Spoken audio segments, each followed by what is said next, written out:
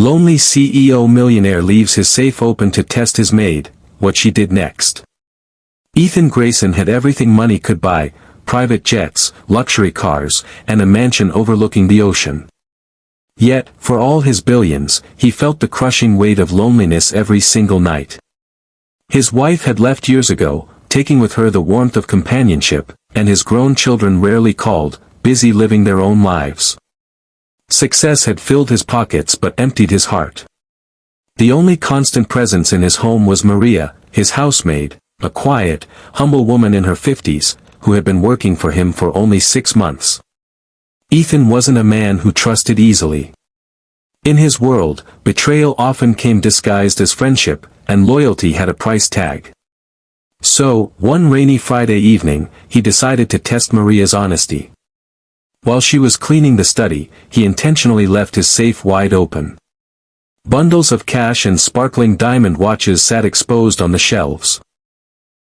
Ethan pretended to leave for the night, watching silently from the security cameras. If Maria took even a single dollar, he would know. Minutes turned into an hour. Maria eventually walked into the study again, her worn-out sneakers squeaking on the polished floor. She paused when she saw the open safe, staring at it for a long moment. Ethan leaned closer to the monitor, expecting to witness human greed in action. But what Maria did next shocked him to his core. She didn't touch the money. Instead, she took out a small piece of paper from her pocket and placed it on his desk.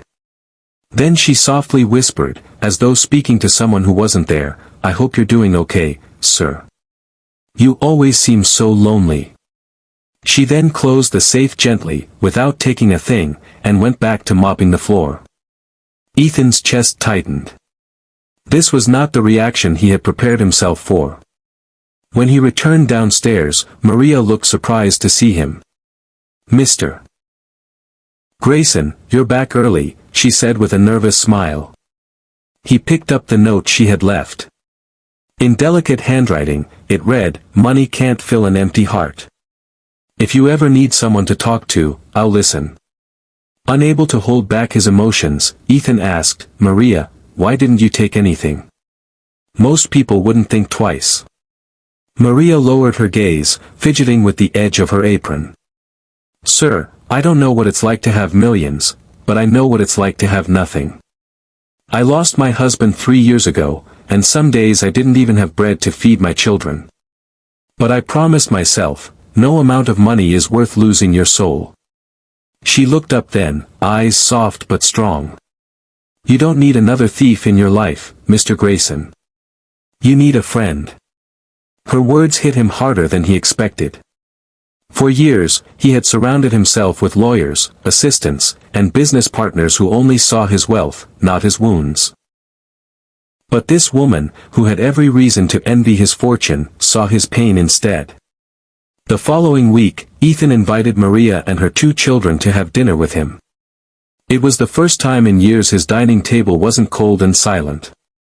Laughter echoed through the mansion as Maria's little boy told silly jokes, and for once, Ethan felt like he was part of a family again.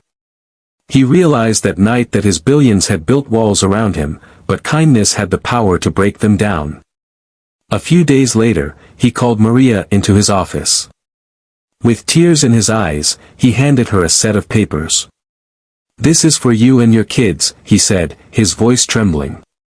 She unfolded the documents, stunned to see the deed to a small house fully paid for in her name. "Mr. Grayson, I can't accept this," Maria stammered, overwhelmed. "You can," he replied gently. "You showed me what true wealth looks like, honesty, compassion, love. You gave me something money never could. A reason to believe in people again." For the first time in decades, Ethan felt his heart heal a little. The safe that once held only lifeless riches now reminded him of something far more precious, a woman's choice to be kind when no one was watching. From that day forward, Ethan stopped measuring life by the numbers in his bank account. Instead, he measured it by the smiles he could create, the lives he could touch, and the moments of connection that no fortune could buy. And though he remained a millionaire, the richest thing he ever owned was the friendship of a maid who chose integrity over greed, and love over loneliness.